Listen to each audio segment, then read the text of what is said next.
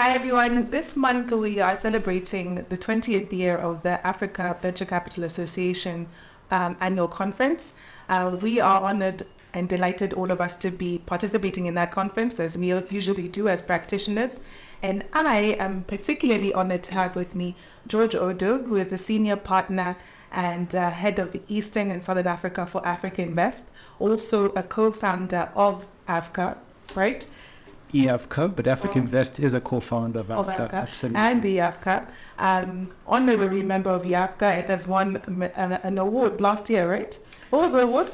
It was most influential personality in East Africa. Most influential personality in East. I don't think you can get higher than that. And then we have with us the delightful, as always, Lilian Oyando from Goodwell. She's an associate partner at Goodwell Investments, which is a VC fund. So what we're going to talk about today is the investing, venture capital, private equity, the space in Africa, and how that has been influenced in the last 20 years. Me and Lilian can only claim to be nascent in the industry compared to George. But George, we're here to learn and hear from you. So thank you very much for being here. It's an honor. It's an honor for me too. Thank you, Lilian. Thank you for having me as well.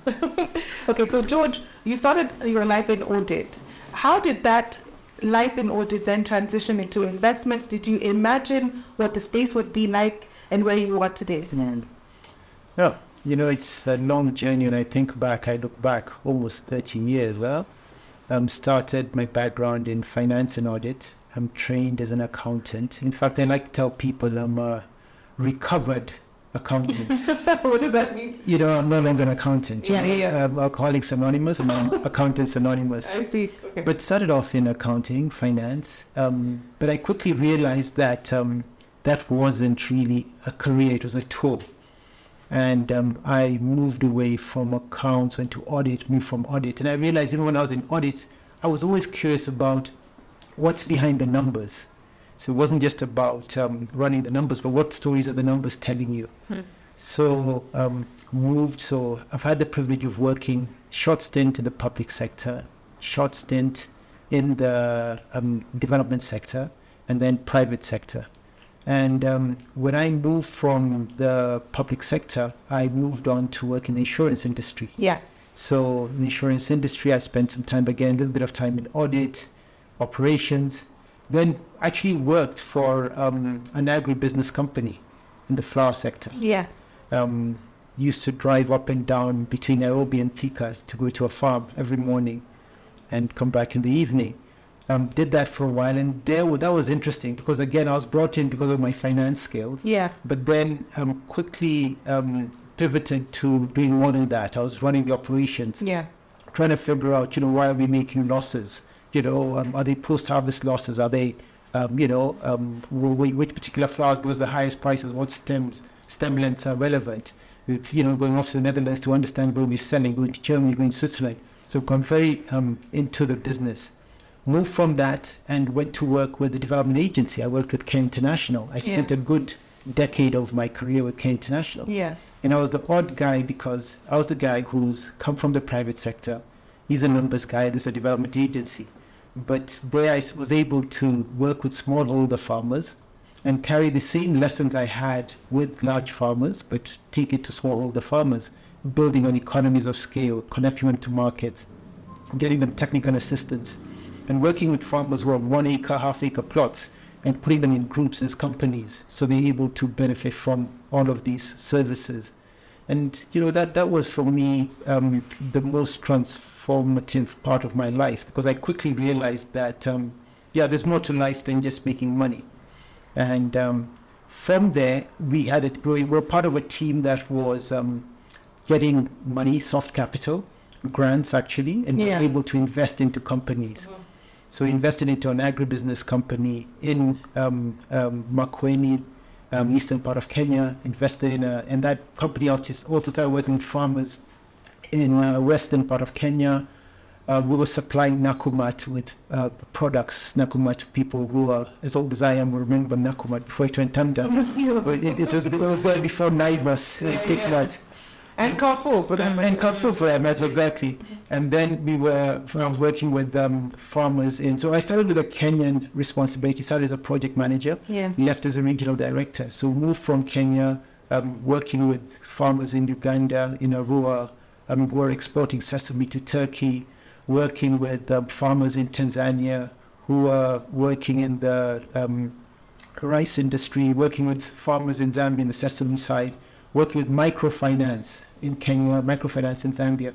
So what we're doing, we're actually taking soft patient capital and using it to catalyze businesses, working with SMEs and MSMEs, very small businesses at that time. Our team was then going to be spun off to become a separate entity and become independent. And the organization I work for, Kenya International, and done this in the past. They set up, if you've heard of CEF or CF, Small Enterprise Assistance Fund. Yeah. They're operating in in Latin America, in Europe, and in Asia, and they've recently come to Africa. So that was an offshoot of CARE. Yeah. Microvest, which is based in the US. It's a private equity fund that focuses on microfinance, tier 1, tier 2 microfinance institutions. That's also an offshoot of CARE. So our team, that time was called CARE Enterprise Partners, was also going to be spun off. So I recall me and my senior colleague, a gentleman called Masood Sharif, he was a managing partner at Deloitte before he joined me. He was my immediate boss at CARE. We were going to be the two founding partners of that entity. What we found is we had some money from folks like Rockefeller Foundation, from Canadian Cedar and different entities, USAID, etc. But we needed some real capital. And when we went knocking on doors, it was very apparent we needed a little bit more experience in commercial transactions. So we were told, get a big brother to sort of hold your hand. Exactly. Yeah. So we quickly did a market scan and we had 3 people on the short list. And I like to tell the story because AfricInvest was number 3. But we ended up going with AfricInvest because number 1 didn't work out. We talked to them, met to them. Then number 2, when we met with AfricInvest, the chemistry was very apparent. We talked on phone, they flew to Kenya, I flew to Tunisia, and we realized we could do a lot. This was in 2008. Following year, we set up an operation in Kenya. And the rest is history. Started off with AfricInvest as managing director for East Africa, wanted to become a partner, then a senior partner. Today I'm a member of the executive committee of the firm and responsible for not just East Africa, but Eastern and Southern Africa. Wow. And we have a firm of 100 people strong, one of the biggest teams in Africa, 60 investment officers, 10 offices globally. 8 of them are in Africa, and Nairobi office, which I head, is the second largest. Wow. So it's been quite a journey. So moving from an accountant to using numbers as a tool. But what you're telling me basically is that it's a happy accident because it was a numbers game. Then working with smallholder farmers who really needed grants and understood the realities of getting money in order to grow your business, and then now doing the investments yourself. So it's a happy accident. I wouldn't say accident really, because I guess I don't know how to say this without sounding conceited, but I try to get what I want. When I see something, I go for it and I really push. And it was very clear in my mind that I was not the kind of person who sits in the office, wearing a tie, 9-to-5 job. I wanted to go out and make things happen, businesses work. And for me, it was about making money. In fact, there's a joke that goes around when people ask, are you sure you're from the right part of the country, George? People with those tendencies come from the more entrepreneurial side of Kenya. Do they look like me? Yes. So the thing is, I was very clear in my mind that I wanted to work with businesses, wanted to work with business people. Mm-hmm. And my operational experience helped, my training background helped because I did finance, BCom, CPA, MBA. So very strong finance and partnerships. My partnerships training was my most valuable training. So qualifications, opportunity, meeting, preparation at the same time. And passion. I think that's it. I mean, I'm one of those people who get up early in the morning. I used to wake up at 5. I'm going older now. It's 5:30. Wow. Well, Lilian, you wake up at 6. So and I do this without my alarm. Yeah. So it's something I've done, and I keep in sort of a discipline. And I think in part it comes from the school I went to. I went to one of these schools which was well known for discipline. Which one? Starehe Boys. Okay. Back in the day. Okay, the cameraman is saying that he also went there. So Yeah. My final number was 6105. Yeah. Oh, wow. Exactly. Okay. All the Sarah boys stand up. Lilian, let's get to you. Okay, Yeah. so I tried my best to scour the internet for information. There is literally nothing. How did you come to get to Goodwell Investments? Yeah. Wow. So for me, I was very clear from the beginning that I wanted to work with money or in money. So but both of you, money. but I just didn't know which part. Yeah. Was it going to be a bank teller? Was it going to be in Bank investment? teller? Yeah, because I looked at all the different careers and I was like, where do I want to Yeah. So my journey started as a research analyst in Johannesburg at an investment company. They used to do corporate finance and also stockbroking. So the two worlds, listed companies and non-listed companies. So I got to have an experience of both and investing in both and what are the mechanics of investing in both. And then after that, I decided, okay, I want to see more on the private side. How does that work? And so I moved to a private equity fund that invested in microfinance institutions across sub-Saharan Africa. I'm not going to say the name. I have signed NDA. Okay, and all of that stuff. They had already invested in about 14 opportunities across sub-Saharan Africa. So some Cameroon, in Tanzania, in Mozambique. And I had the opportunity to be there during mostly the exit phase. So that was very, very interesting, learning from the end. Yeah. So it had happened at the end? Yes. Okay. Yeah, so because now you had to do secondary sales, you had to do management buyouts and stuff like that. Okay. So my career in the investment space started at the end. Okay. Most people it starts at the beginning. Yeah. Okay. So I was there for about 3.5 years. We managed to offload some of those assets. And then I moved to another transaction advisor, and they did investments, on-grid investments and advisory. Okay. Advisory in power, in energy in South Africa. All of this is all in South Africa. And I was with them for about 3 years, and we used to do big mega projects because at that time is when the issue of load shedding had started. Okay. So the focus then was on IPPs, which now is RIPPPs, couple of PPs. Yeah. And so we used to bring together a consortium of people, investors from Japan, from China, and local teams on the ground. Yeah. And then we would bid for big projects, right? On-grid projects like 5 megawatts and so on and so forth. That was a really, really good experience, eh? My favorite story comes from there, from Georgetown in Western Cape, but we'll get to that point. Okay. And then from there, I decided I've never worked in Kenya before, so I said, I would like to know how it is as an adult to work back home, and so I started scouting to look at opportunities, and then I found an opportunity at a German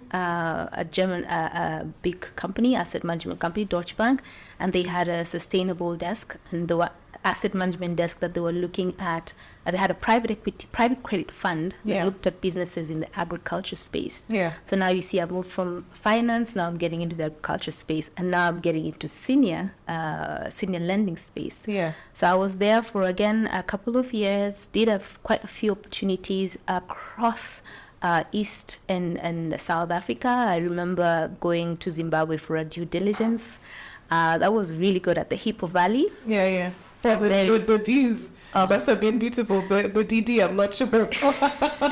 Well, it's interesting. I think that was the first time I really got to do a DD where you see a business that has the outgrower scheme and the nuclear scheme. So they themselves have thousands of acres of plantations of what they're producing, and then they have the outgrowers, and you get to meet the smallholder farmers who are working with them. So that was really a game changer for me. I got to see things on a large scale. I'm talking a couple of hundreds of millions. So that was different. And so I worked there for some time, and then I decided I wanted to go and do my master's. So I did my master's at Oxford. And then I said, okay, now I want to understand how operations work in an SME, right? I wanted to be very clear and have that insider kind of knowledge. Every time I'm approaching a founder or a promoter, I'm very clear on what the CFO is doing exactly, what the CEO, what is management doing, just having that insider information. So I went to work for a startup. Okay. And they were, and there I was the finance and fundraising director for their pre-Series A. Yeah. Right?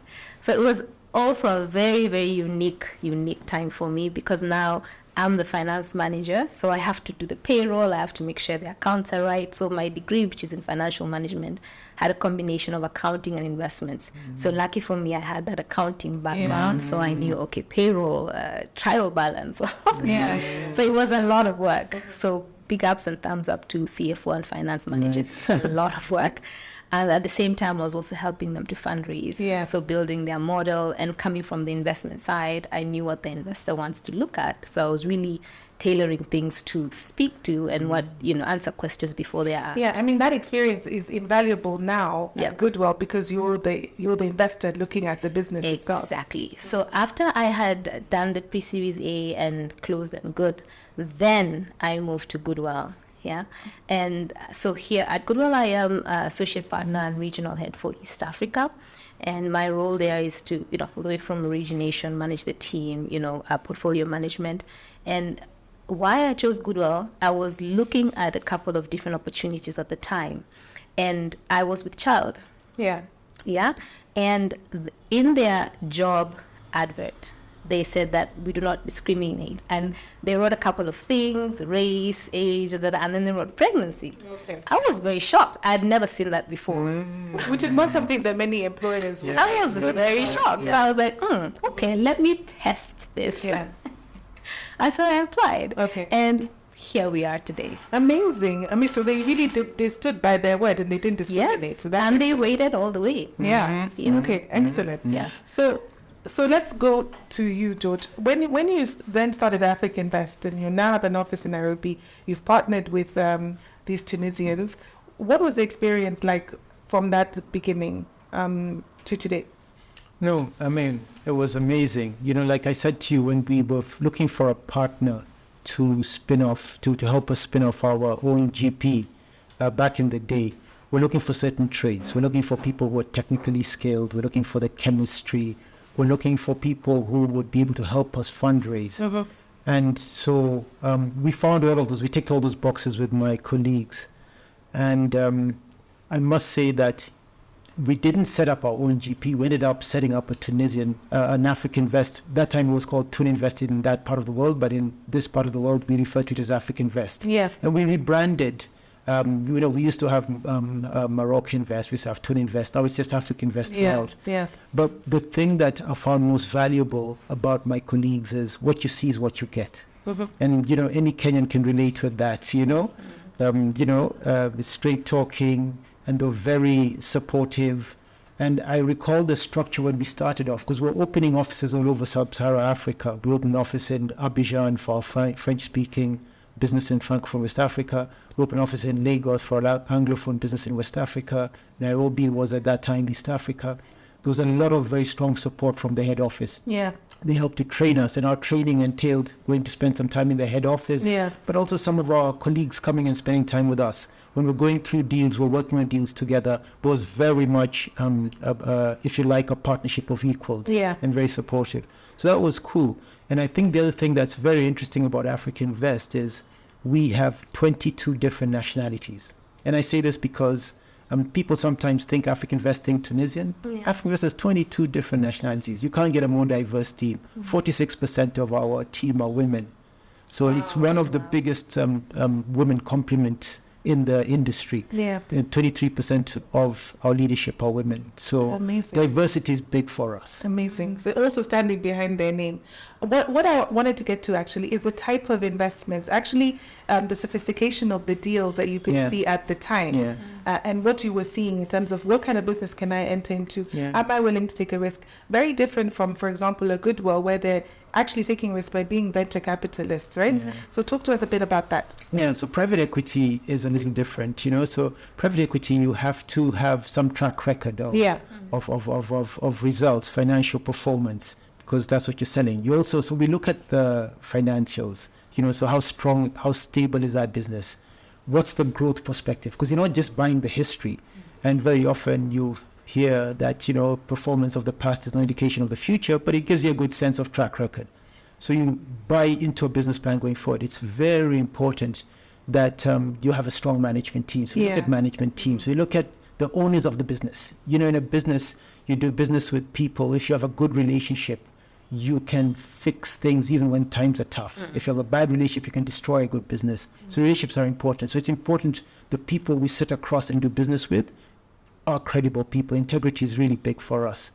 The other thing we also have been able to benefit from is we've done about close to 130 exits in the continent. Yeah.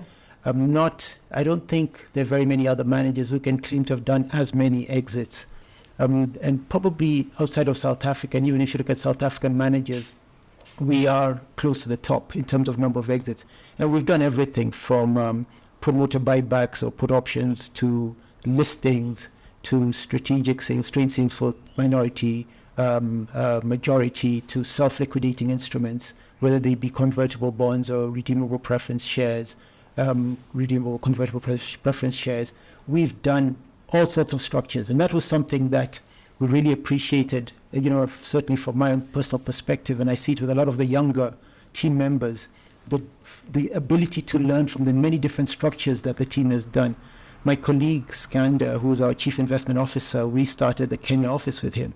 The one thing that I've always appreciated about him is he's got a mind that works like magic. When it comes to structure, he can structure his way out of anything. and I can understand why he worked in structured finance and IFC, but he's carried it along. He's got a mind that works like the engineer he is.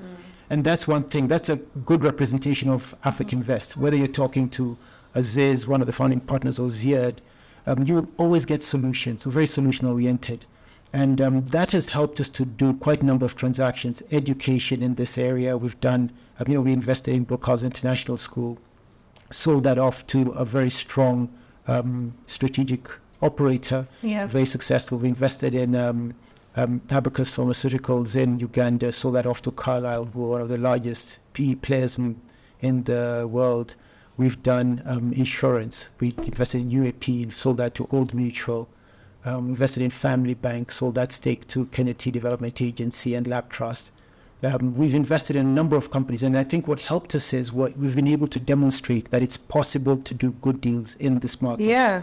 You do a deal, source for the deal, build that transaction, and exit. Yes. And realize returns, not just for ourselves and our investors, but also for our local partners. Yeah. And actually, what I wanted to get to is actually the type of companies that were in existence and understanding what your requirements are.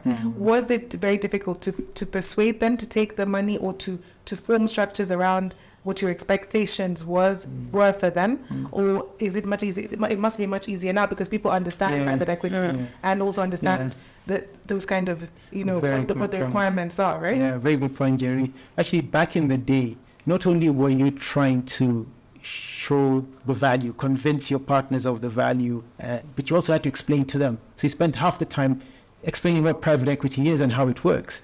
And then even when you're drawing up legal documents, because you must have airtight legal docs, you have to explain to them and you have to be fair. Yeah. And what we said, sometimes it's not about negotiating what's best for you, it's what's good for both sides, a win-win. Because even if you get a good deal over your partner today, if they find out it leaves a bad taste and it destroys the relationship. Correct. So better to be fair, fair terms rather than terms which are favorable to one side. Yeah. And I remember we even did one transaction where, of course I can't name the names, but the counterparties were so unsophisticated. And even when they brought their lawyer had never done a private equity transaction before. I mean, they're so some today. Yes. But we made sure we walked them through every clause. We told them, so we were literally transaction advising in a deal, negotiating ourselves, but making sure that they were comfortable with what we were proposing. And that was one of the best relationships we've ever had. Excellent. And for you, of course, you're looking at companies who are startups, who are just at the beginning. They don't have the structures in place, but you're willing to take the risk on them. Why is that? And how does VC work in that way? Yeah, that's a good question. I think for us, we kind of look at in the middle, so not really startups per se. I am a firm believer, and Goodwell is a firm believer, that every investor plays an important role in the value chain. There are those who are pre-seed, ideation stage. Those are the ones, they help to really de-risk opportunities at that point. And then there's a VC. It's supposed to be a seed, but often it comes, I would say, Series A, Series A around that side. So what we do, and I think for the PE sector especially, is to de-risk the opportunity and to really prepare it for the growth stage. So lots of value addition activities. At Goodwell, we are very hands-on investors, so we do take like board seats so that we can be part of decision making, strategy, guidance, and all of that. So what I think, how does that work, is we look at opportunities that are for Goodwell starting to or giving what you would say goods and services, affordable goods and services to the base of the pyramid. Yeah. So because when you look at Africa, there are so many problems and solutions that we are trying to solve, problems that we try to solve with different solutions. And what we look at is opportunities that are providing that kind of sustainable development across the different parts of sub-Saharan Africa. Yeah. So how does that work for the VC side? We have different instruments that are tailored for that. We have got the MES debt instrument. We've got, of course, the equity, and under the MES debt, we've got also convertible notes. Correct. So we try to look at opportunities that we feel, have integrity, like George mentioned. So the team is super important for us, but also most important, their product market fit. So the customers are voting by usage, right? It actually is solving the problem that's there. And then we say, we see that, for example, if it's providing affordable housing, that's an example, but Goodwell doesn't do infrastructure. Maybe use another example, like providing goods, e-commerce in the rural areas. Then we'd say, it's addressing a problem. They don't have access to options, or they don't have access to affordable goods and services that others have in the urban areas. So that's how we would look at things. Yeah. And now that you see, VC is like the hot property topic. Everyone wants to be in VC. In fact, PE is, you looked at the older, bigger brother, you've grown up, you've paid your school fees. VC is now in the thick of it. How do you square the two? Are you looking at VC opportunities? Are you willing to be more flexible in terms of where the business is at the point of investment? You are solving a particular segment of the market. What is your focus? And also I just want to know, from a regional perspective, what do you see? Because Kenya is the most popular for investment transactions. Is that a trend that is set to continue? Let's deal with the PE first.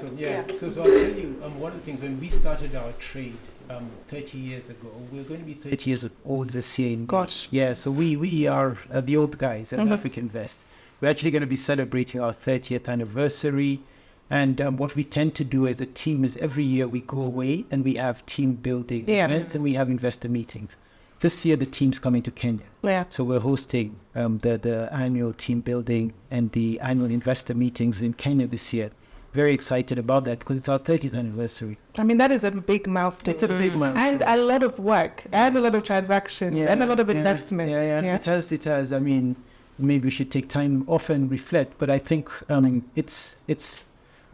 we like to think that we've contributed to building the industry. Yeah. But when we think about when we started off 1994, we were primarily a PE shop. Today we have private equity. We actually describe ourselves as an investment platform today. Okay. That's our approach. We have private equity, we have private credit, we have venture capital. We have sector-specific funds for the health sector, for the financial sector. We have cross-border funds. We have a strong partnership with the French government through BPI France, where we've done French Africa Fund 1, French Africa Fund 2, and it'll be the market for French Africa Fund 3 next year. So we've got different products. In Dubai, we have an office. The Dubai office focuses on listed equities. So if you look, we actually an investment platform with different products. So investors can actually say, I'm interested in VC, and I'm interested in your mid-cap PE. I'm not interested in the other product. Okay. And similarly, clients can come and say, and we have this conversation with them, what's the ideal solution for you? you don't need private equity. You actually need VC. Okay. So you can, basically align the solutions to the most appropriate solutions with the client's needs. I mean, that is a high level of sophistication, which I don't think many people can compare to, right? Mm-hmm. That's what you're hoping to get to. And I'll tell you, before you come in, and the truth of the matter is when we started to do this, we got a lot of resistance from the market. Yeah. The LPs, the limited partners, the investors were saying, no, you guys are doing too many things. You should stick to knitting, Stick to what Then it was foresight from our founders. They saw it, they looked ahead, and we're seeing a lot of our competitors following that model. They're all beginning to take up VC, they're beginning to take up, cross-border funds, they're doing private credit, stuff which we already because they need to be flexible enough to adapt to what the market is. And when you saying. have a big team, and you can have a strong mid-office. So I mentioned 100 people, 60 of us are investment officers, but then the other 40 are mid-office and back office, very important part of the team. Yeah. So you can have your own ESG team, impact sustainability team. You can have your own in-house legal team. You can have your own. You can develop strong back office and mid office, accounting, fund management, etc. Mm-hmm. And that has helped. Yeah, and for you, everyone wants you now. Everyone is talking to you. They're like, this VC fund is the one I want to work with, right? Yeah, absolutely. I think for us, our strategy has been first focusing on the equity funds that we have. Yeah. We've got two, focusing on Sub-Saharan Africa. One is fully invested. The other one we are fundraising and also investing at the same time. We did our first close recently. But our strategy is to, of course, have more funds. Yeah. And what we've done recently is we've also launched a fund. We launched it. You came for the launch, right, for our MES debt fund. I emceed the launch. Yes, you MC. Thank you. So we have our MES debt fund, and that one is very much like the others, but this one is very much driven by the demand. Mm-hmm. So we said, okay, what are we seeing that's missing in the market, or there should be more of? And so we decided to customize this fund in that way with the partner that we have right now. And this fund focuses on the nexus between climate and gender lens, something we've not seen a lot of in the market. And so we said, okay, what would be, why are we doing this? Mm-hmm. And we said we needed instruments that are patient. So really giving people enough time to put the capital we give them to work, right? And so you see MES debt has that kind of structure because you've got the grace period. And we also wanted instruments that are inclusive, right? So this fund, we don't really take assets as collateral. We've got other types of securities like the pledge and shares, but the collateral itself, which you often see is a hindrance when you're going to get funding from commercial banks. So we said, okay, this is what we see is needed in the market, right? Yeah. And so we were going in the need kind of demand way, and so we set up this fund with our partner for that particular reason. I mean, there's so many things that I can think about just from what you guys are saying, because what it is a mixture between wanting a return from a business that has proven itself and is able to demonstrate its capabilities, and then also wanting to contribute in a way that adds value. Right. And so what Lilian is talking about is saying we're going to focus on climate and gender because these are underrepresented areas. And then we can actually contribute there. How do you marry the want to make the money and to really be successful in terms of returns for your investors, and then also the need to contribute to the growth of Africa? And I'm still coming back on the regional, but let's talk about that a bit. I think that's a fundamental challenge in this market, and this market being Africa. Companies in Africa, opportunities in Africa, business in Africa have got huge growth trajectory potential. The challenge is Africa's fraught with risks. If you're not talking about governance risks, you're talking about poor infrastructure. You're not talking about that. You're talking about conflict. You're talking about that. You're talking about one issue after the other. Today, the cost of borrowing in our markets today, the CBR, central bank rate is 13%. If you're a good client, the bank will lend you at 20%. It's outrageous. But when I speak to my colleague Abiola in Nigeria, she thinks that's a steal because they're borrowing at 26, 27, 28%, Sure. So African markets have challenges. When I look at my colleagues in Europe, they're borrowing at 4%. So there's always going to be a challenge to provide a return. And that's why I always find it's not comparing apples and apples when you see people saying that, and this is a conversation we have continuously with asset allocators when they say, oh, we're not going to get the same IRR as we're getting in Latin America, in Asia, in Europe. It's not comparing apples with apples. Yeah. To come to Africa, one, you're going to get a return, but then it's not just a commercial return, you'll get an impact return. Yeah. So you have to be alive to that you might have a slightly lower commercial return, but you're going to get an impact return. And that has a big multiplier effect. And Can people eat impact? you know what it is? People are realizing that impact is important for sustainability. Yeah. So we can eat commercial returns for short term. But if we're doing well and our neighbors are not doing well, that's not sustainable. Yeah. So you must think of business models that can reach the low income, can reach the mass markets. It may mean that you're making a low return. And today you can use technology. You're talking about gender and climate. You're going to find you're looking at a lot of models, Lilian, that have technology. That's how you get your reach. That's how you reduce your cost of service delivery. So returns in Africa are a challenge. I remember a few years ago, pre-COVID, we were firing at full pistons and we're in the top quartile, a lot of our funds. However, COVID... This was a lot of funds in Africa overall. And so when we compared to the other funds in Africa, we're definitely top quartile. But we took a hit during COVID. Yeah. I think we used to return 2.5 times money back to our investors. It's gone down to 2.3 times because of COVID. We're seeing delayed exits. Yes. And we're also seeing impact on IRR, impact on carry.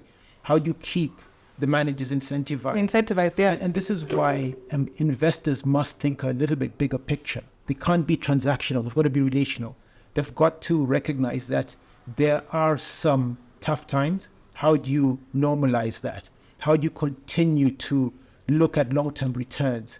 So the returns conversation is a whole discussion. Yeah. But an important one. And and this is important, Njeri, because even when we go looking for businesses, I remember back in the day, we used to tell people 3 times money. If I'm not making 3 times money, that's it. Yeah. And that's the standard we held for ourselves. Gosh. Then we realized that that's not going to be the norm in Africa. You will get some of those 3x, and sometimes you'll do better, but sometimes you'll do 2x. Sometimes you'll do 1.5x, and there's nothing wrong with that because you're looking at the return in the entire fund. And the impact may be bigger. Impact may be bigger. Yeah, but impact is a word that people throw around a lot, and especially on the VC side, it's all impact. I think what's interesting, Lilian, and maybe what you can talk about is the ways in which maybe you don't get the return, and you incentivize impact in a way that they make sure that they're working towards a return, and so not in a punitive way. Does that make sense when we're looking at the transaction documents, for example? Yeah, like having ESG covenants and that kind of Correct. stuff. Okay, so really trying to guide from the investments phase towards the social impact or the ESG that you're trying to get for the fund, or right? Even the way in which you can structure. So if it's a convertible, you can have the option to convert obviously automatically, but you can give leeway depending on how the business is succeeding, so that you're not automatically being punitive to them. Yeah, there are different ways of doing that, and I think one of them is, for example, if you have an interest rate or a coupon that's just an example 12%. And you say that if you meet this ESG or impact goals, we shall reduce that by this. So that's an incentive for them to actually work towards those particular milestones that you have in place. I think another way that we do it at Goodwell is we have, from the beginning, when we are doing the whole investment process, we have the ESG and impact due diligence as part of the commercial due diligence. And at that phase, we have in-depth conversations with the promoters and put together what we call an ESG action plan, which then some of them, they've never even heard of this. So we are kind of introducing something that they've seen before. And so we kind of go into depth with the different parts of the ESG that we're trying to make sure that they follow. Yeah. And then we have the plan, which then we will be monitoring and following with them for as long as we are investors in them, and even post that, right? We put measurements in place. But it is something big, and it is something that we embed from the beginning. However, that said, when we are looking at businesses, we look at businesses that already have impact embedded in them. And what I mean by that, when you look at Africa, we generally come from a very low base in terms of most of these things. So even just having a job in itself is creating jobs, right? That's a social impact. But then there's the intentionality, which I'm mentioning, of us ourselves then saying, okay, we see these are the areas that you need to work on. We want to work with you on them, and we're going to have the ESG committee in place to at the board level, or even have an ESG advisor as part of the ESG committee. I mean, that makes sure that those principles are not just annexures to a document. They're actually fundamental to the running of the business going forward when you're in investment. And you know what, Njeri and Lilian, one thing that's important is, what Lilian has described is very important, to be able to structure your impact objectives in your documents, in your business, etc. But I don't know whether you've seen this, and you probably have, probably preaching to the church choir here, is when sponsors, managers, owners start to do it, not because it's a compliance requirement in the legal documents, but because they see the value and they see the intrinsic link to their own sustainability. I think that's the optimum. So when you exit a company and you see they're still doing the good practices and they've even taken it to the next level, I don't know that you've seen that, but we've seen some cases which are very impressive. So they completely embrace it. Yeah, no, and hence I said we look at opportunities that already have impact embedded in them. So most of the founders, even though they didn't have the structure in place, they already had that mindset of, I definitely want to do good while doing well. Hence the name Goodwell. Oh, hey, okay. Doing good while doing well. I like it. Okay, fine. So let's talk about the decision on the type of investments between debt and equity. And I know that we've talked about mezzanine debt, which is a hybrid. How do you decide which is best for the type of business that you're investing in? I mean, the classical way to do this is, first of all, you don't want to invest in a business that's over-leveraged, too much debt to choke the company. Yeah. So you must make sure there's adequate capital in that business in terms of equity. The other thing you also want to do is, sometimes when we invest in businesses, we do a bit of financial engineering. We look to see whether their debt is well priced, well structured. Are they using short-term money to finance long-term needs? Because that's a classical mistake entrepreneurs do. Yeah. So we try to help them structure their balance sheet right. We try to help them source for longer term money if they're looking for long term money. Maybe the commercial banks are offering 5 years. Maybe we can get one of our investors to give a 10-year, 8-year, 7-year at easier terms. So we try to help with that. But when you decide whether it's debt or equity, it also depends on industry to industry. The ratios you follow. Yeah. But typically, rule of the thumb is you don't want to, especially when you're looking at schools, hospitals, which are giving social services, you don't want to put too much leverage. It's not like a manufacturing plant. Understood. The reason I'm coming to that decision between debt versus equity is exactly what you were talking about. Yeah, you as a private equity or venture capital, you're supposed to be assisting in the growth of the company, but not necessarily being part of the company, right? But there is a criticism of private equity and perhaps venture capital in wanting to be involved in the management, the day-to-day, having a board seat on the business, when all you've done is given them money, like a bank would. So what is the justification for that? How do you rebut that? Okay, no, that's a good question. So we are very hands-on. We definitely take both board seats and board observer seats, right? Yeah. And part of our strategy is we are big on value addition. And so we have a whole bouquet of offerings that we look at when we're looking at value addition. And one of them is the ESG that I spoke about.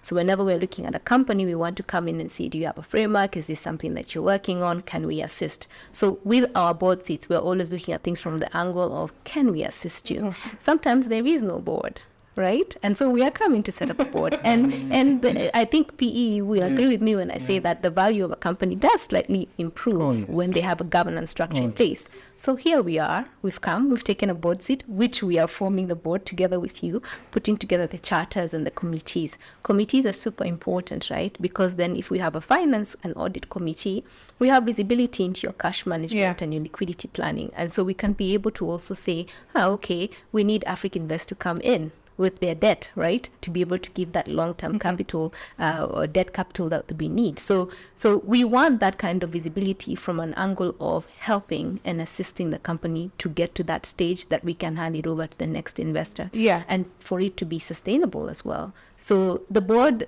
seat is not to come and try and helicopter and, micromanage. It really is from a value addition angle. Okay. How do you, George, add to that? But also, can you comment on, and you can especially, when we are looking at documentation, so for example, the investment docs and the ESG plan and, whatever governance you want, how do you make sure that it's African? Because you're AfricInvest, you're not European Invest. Are you bringing in African standards that would work for an African business? No, we're very cognizant of that. And having done deals in about 35 African countries, we can claim to know Africa. We know what works and what doesn't work. And we've burnt our fingers a few times. It hasn't been on a honky-dory party. We've burnt our fingers a few times, and we've learned from that. So when it comes to legal documentation, we try to make sure it's relevant.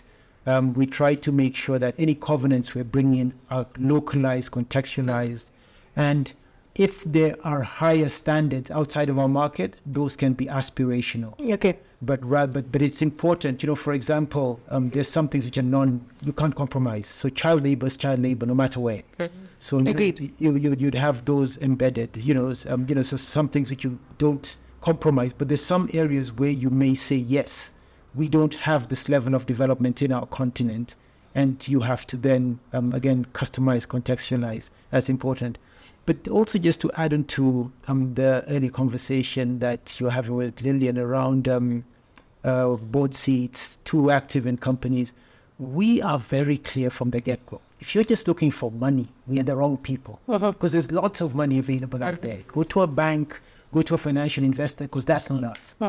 We are a hands-on investor, very much like Goodwell. And one of my founding partners, when I joined the firm, said to me that, George, we are a white-collar firm with a blue-collar attitude. Okay. So we roll up our sleeves and we dive in. So we get involved in management level. We speak to management. I can't even tell you how many times I've spoken to management of a couple of portfolio companies today. Same thing with yesterday. We speak to board members. Same thing. We speak to shareholders. So we have a conversation at the three levels. Shareholders to make decisions, board members for governance, and management to execute. And we have those conversations. All day, every day. In fact, let's move on to that, because you've made your investment. You are now part of the board. You have a responsibility to make a return for your investors. How are you managing your day-to-day? Because a lot of people know and they understand that private equity, venture capital are high-level, high-stress jobs with a lot of requirements, especially for Lilian as a woman and, at a very senior level. There are not many women in that position.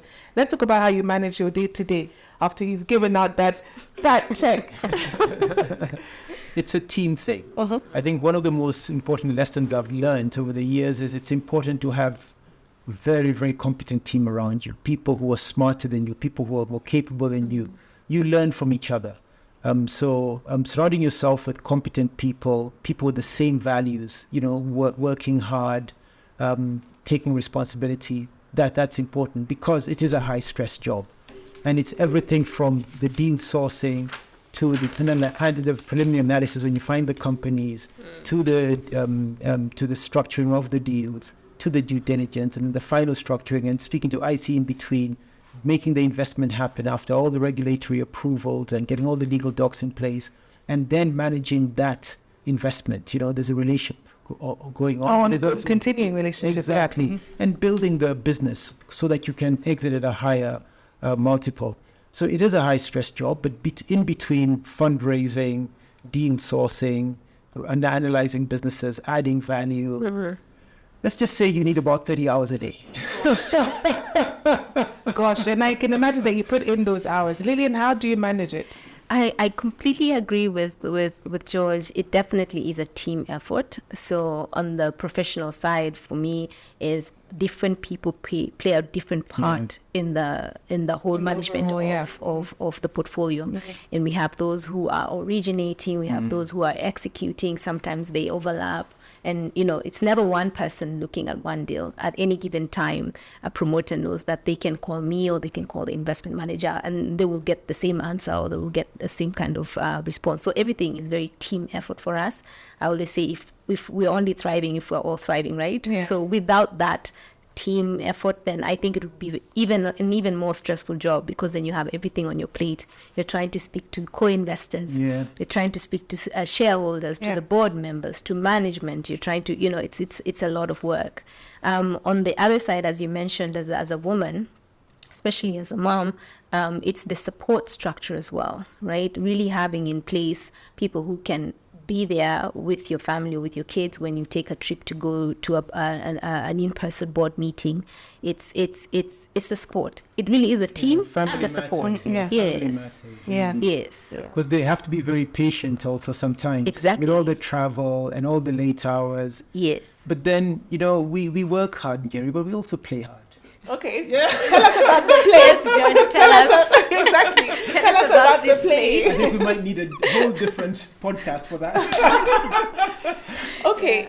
Thank you for that. I wanted to get to the future. So, 20 years of AfricInvest, 20 years of actually seriously looking at where investments are going, having continuous discussions about investing in Africa. What are the highlights for you? What has been first of all, can you tell us a deal that has been the highlight for you since you started, and the highlight in the last 20 years?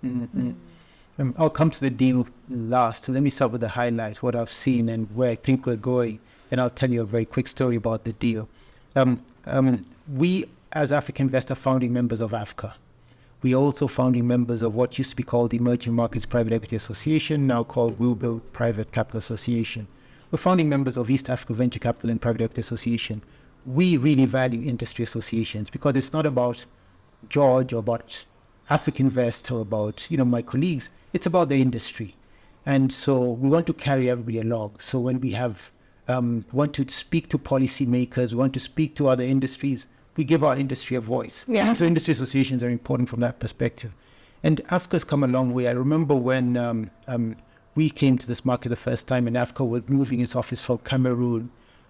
They came to Nairobi shortly, and I hosted them in my office before they relocated to London, and for strategic reasons. But industry associations are very important. We've seen more players come up, more GPs come up. When we started East Africa Venture Capital Association, there were 6 of us. I remember James Moria, Centum, Michael Turner, Actis, Paul Kavuma, Catalyst, Fanisi, Aisi Makachani, there was Eileen, and there was myself, and I'm forgetting somebody, Davinder Sikant and Abraj and Peter Njoka. So those were sort of the founders. And then eventually we passed on the baton to others. My colleague Faisal sits on the board now. I'm no longer in the board. But we've seen the industry grow. We've seen more players come. Yeah. The sort of the next generation. It's time, maybe we'll start to build capacity to start to hand over. But we've seen the industry grow in terms of numbers of people, more awareness of private equity. We've seen private capital coming to private equity. When we started off, we were primarily a DFI-funded private equity player. Yeah. Today, the number of DFI and commercial investors are almost 1-to-1. In fact, commercial players may even be more. Yeah. But in terms of capital, DFI still fund more because, again, it's the volume. Exactly. Yeah. But we've seen not just players, but we've also seen the LP universe, the investor universe change. We've seen more private capital pension funds. I'm particularly proud of how Kenyan pension funds have reacted and come to the party, beginning to understand the value of alternatives. We've also seen a lot of new products, and you will attest to this, Lilian. Initially people just used to talk about private equity and venture capital. So there's private credit, there are MES products. There's different types of specialist funds. There are country-specific funds, there are regional funds. Yeah. And there's value in the region, you alluded to it, because it helps you to de-risk your investments. It's not a single country risk you're taking multi-country risk. So if one country this year, Kenya, has elections, we all get, it's like we've seen, a werewolf seeing a moon. We have our werewolf moment. Yeah. Then, so the economy slows down. But if you have a business that's in Uganda, Tanzania, Zambia, then you're able to de-risk. Yeah. Then following year, it's another country. So regional businesses have that advantage. But they also give you scale. When you're exiting, buyers are looking for scale. And as much as we think we are big in the larger markets, we're Mickey Mouse players. So when you get scale from regional diversification, so that has worked well. So we've seen regional transactions happening. We've seen, I would say 20 years ago, private equity was in North Africa, a little bit in West Africa. And then South Africa. In South Africa, very much so. Today, it's in the entire continent. It'll be great that we're going back to South Africa next week for our 20th anniversary as AfricInvest Venture Capital and Private Equity Association. It would be good to go back to where private equity is most dominant. But it's just going to be great to see, the hundreds of people playing in the industry. I mean, so the industry has really come to the party, and it's grown. And then the ability to influence policy, I think that's extremely powerful. Being able to go and speak to a treasury secretary, to a central bank governor in the different markets. We do it, others do it as investors. So my day job is not just doing transactions. I have to be able to know who the policymakers are and have conversations with them.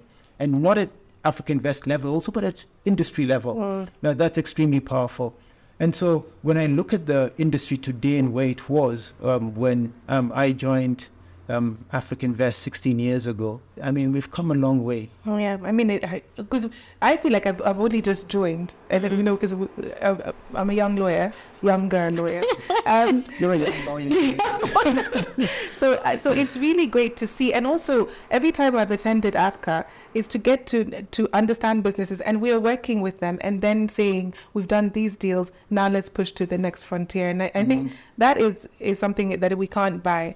I think the one thing that I'd like to see more of, I'd like to see us, yes, we've done well, even in terms of more products, but I think there's still some gaps in the market. Okay. And we spoke about one of them earlier offline, where we said, we need to have products such as secondaries, more secondary transactions happening. When we first started to sell assets from one private equity company to another, people scorned upon it. But people now realize actually that's a credible exit avenue. And today when you're sitting and thinking about what are your exit options, you must think, can I sell to another PE player? What's missing now is a solution for tail-end assets. Yeah. So sometimes you have a fund, 12 assets, the 11th and 12th assets haven't been exited. You're in year 10, you do your plus one. You need to find a solution because you need to liquidate that fund. Yeah. In the developed economies, they have the tail-end funds are a thing. Yeah. So those sort of products are helpful. We're seeing private credit coming. We're seeing MES. Again, I'm repeating myself, but we're seeing these products coming. Even on private equity, we need to see a few more products come. And this is the role of DFIs. They need to always remember their role is to promote. They forget sometimes the D in development.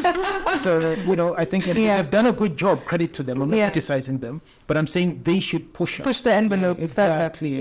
Maybe that's something that you can push next week. And we're having discussions, right? The conference. At the conference. Absolutely. Lilian, for you, as you've been in the industry now and with the investments that you've made so far. Yeah, I've been in the industry for about 15 years. So not a dinosaur like George there. I'm part of, somebody said to me that, George, I said I'm part of the assets. They said, no, you're part of the fixed assets. Fixed assets. Look at the balance sheet, you'll see, exactly. Yeah, exactly. But literally, the problem is that you don't look it.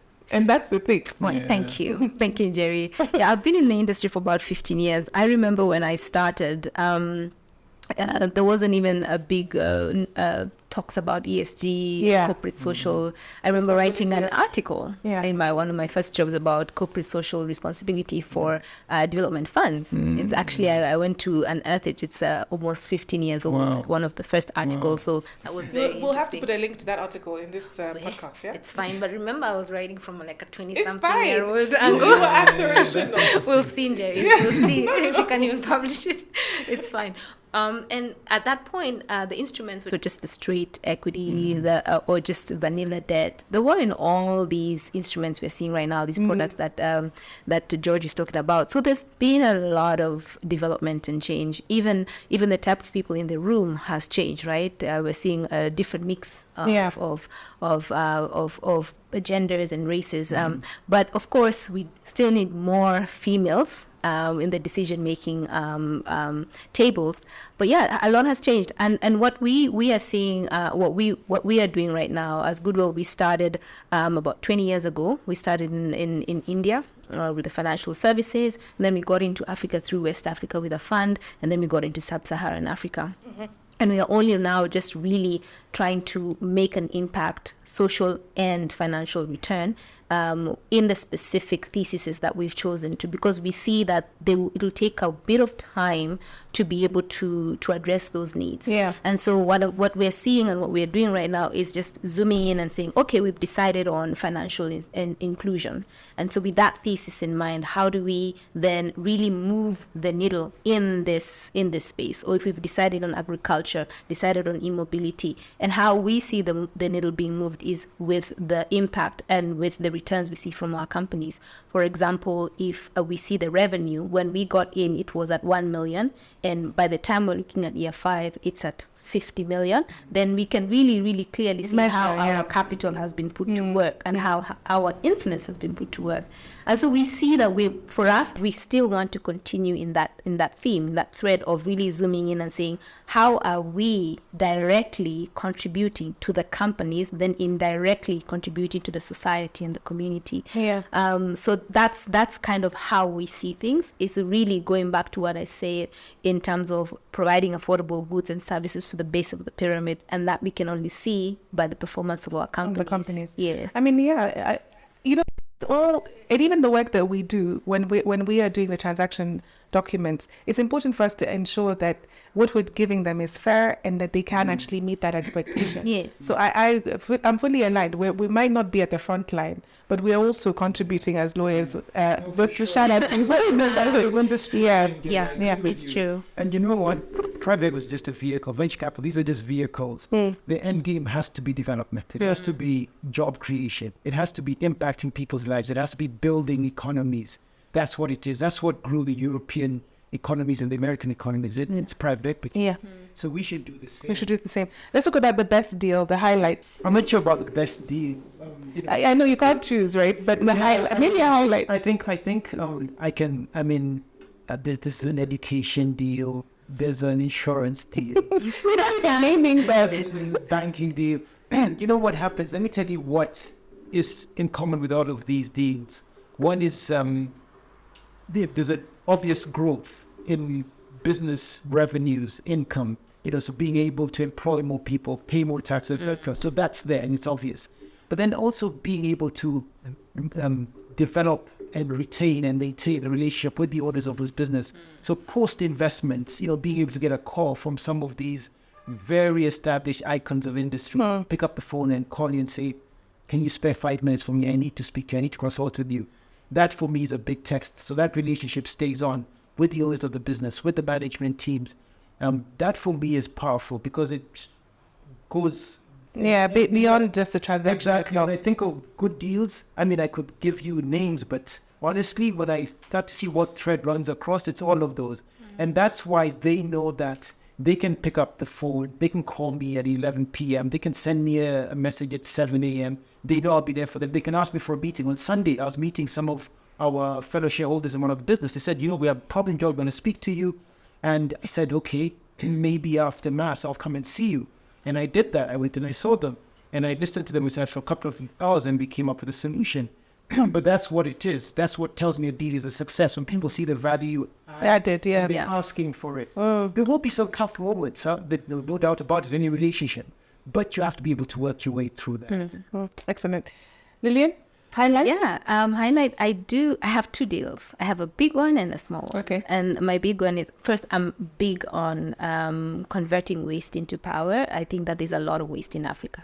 And if we can find a way to just channel it all in one place and put power plants there, we could definitely make use of that waste. Yeah. So one of my best deal, or rather one of my many good deals, just so in case anyone's listening, they're like, what? Mine didn't make the cut. is a biomass, a 5 megawatt power plant biomass project in Western Cape, in Georgetown, and we were converting the fuel stock there was just to waste from offcuts from trees like branches and so on and so forth, the waste, and then converting it into energy and providing energy to the community. So that for me was such a game changer, because now I could clearly see, okay, these people are going to have access to energy in a time when the country is struggling to have energy from the main grid. And this particular project, when it's complete, it's going to provide that energy. And this is how I have contributed as part of the people who are part of the consortium. So that was a really good deal for me. It was direct impact that I could see. The second one is a very small deal. That one was a megawatt, so it was big money. This one was a very small deal. It was a 250,000 ticket. Well, some people be like, "What? That's small." That's a lot. That's a lot of money for some people, yeah. But compared to AfricInvest, I know $8 is $2, yeah. And she was looking for. It was a lady who had a small baking entrepreneurial business, and she was looking to employ about 15 people. She had only 3 at that time, and she needed capital to be able to buy the machine so they can stop doing things manually. And I was part of that. I did it as a consultant, and I prepared her financial model for her. I got her investor ready. I helped her with a deck and so on and so forth. It was a time when I was just switching jobs. And for me to be able to see how happy she was when I got free cake, but that's a story for another day. But just to be able to see her now, because I went there recently, still running with even a bigger team, with more investors coming on board. For me, that was just direct, and I was like, okay. Amazing. And I think some people forget within the numbers and the transactions and the deals, and they forget the actual impact. And that is exactly what you're talking about, something that you can actually see tangibly. Thank you so much, George and Lilian. I think you've just been brilliant guests. I haven't gotten to delve deeper into yourselves, but we're going to do that now. So people coming into the industry, young people who want to get into investment banking, what advice do you have for them in terms of strategy, getting in, making an impact in that space? What would you say? Private equity is still a nascent industry in Africa. A lot of opportunities. And opportunities aren't just coming to work for a private equity firm. So it doesn't mean you just have to come and work for an AfricInvest. That's one way. But you could come in and work at the investor level, LP level. You could come in through a transaction advisor, the guys who, if you like, structure the deals, help identify deals. That's another avenue. You could work for a company, portfolio company. So you could be the operations. You could work as a research person, research firm. So there are very many ways to put your tentacles into the industry. If you really want to get there, you can get there. Another way to do it is get to know who the players are. Today, the private equity is more open than it was in the past. A lot of networking, mentorship opportunities available. So find your way. Get to Njeri knows Lilian. You'll get somebody who knows Lilian, you're going to get to Lilian. So leverage on those networks. Networking is very important in our industry. So I would advise them, don't be blinkered, be open-minded. 2, have the technical skills, because you've got to bring something to the party. 3, it takes a lot of discipline and hard work. There are no shortcuts. It's not, if you're looking for quick money, this is not it. This is not the industry. So those are the advice. That's the advice I'd give. Lilian? Yeah, I would say once you've gotten through the door, the what George is saying, get through Njeri, or once you've gotten through the door, learn what you're doing, learn the basics, and learn them well. Know the fundamentals of whatever it is you've decided to do. If it's transaction advisory, if it's, learn it and learn it well, and be able to do it well. And because you often find people who are very strong on form, very weak on substance. And what you want to do when you're in your early stage is become strong on substance, because form comes as you become more senior. Yeah, we say that to lawyers, young lawyers, all the time. Substance. Just know your stuff. Know how to do a financial model, in and out, a clean one. Know how to write a good report. Just get to the work. Do the work, and be patient. And excellent. Discipline. Diligence. Waking up at 5 o'clock in the morning. Not necessarily. Not early birds. I always say I'm not a very useful citizen in the afternoon. Oh, you know? No, I'm tired. Lazy. My mind gets lazy. Okay. In the morning, it's really active. Yeah. We're going to do a quick fire round. Yeah. Quick questions. You can answer in, one word or more. Okay. Beach holiday, city holiday. Beach. City. Favorite place in the city? Johannesburg. London. Okay, well, London. Can we have two? I have Johannesburg can have and two. London. And London. Yes. Okay, so we're not even aligned. Favorite place to visit, which is not the same as the city. Okay. In London. Okay, National parks. national parks as in, okay, right. At 5 o'clock in the morning, I'm assuming. Yeah. Apple, orange. Orange. Wait, Jerry, I have an Okay. answer for the previous. Okay, go ahead. Favorite place to visit is a restaurant. A good That's right, actually. It is a restaurant. It Because is a actually restaurant. knowing you, it was a restaurant. good restaurant. Good food. Yeah. Apple or orange? Apple. Pizza topping of choice. Mushrooms. Black olives. Okay. Favorite drink? Whiskey. Which one? Any single malt, really good single malt. Single malt? Rooibos tea. Okay, very good. Very vanilla answer, as you'd expect from Lilian. Guys, thank you so much for joining me today. I think we've learned a lot. We've talked a lot about the industry and the space. It is a specialist area, it's a specialist topic, and I've been honored to have the specialist in this area. So thank you very much, George. Thank you very much you for having brilliant guests. Thank you guys, see you next month. Cheers. Cheers.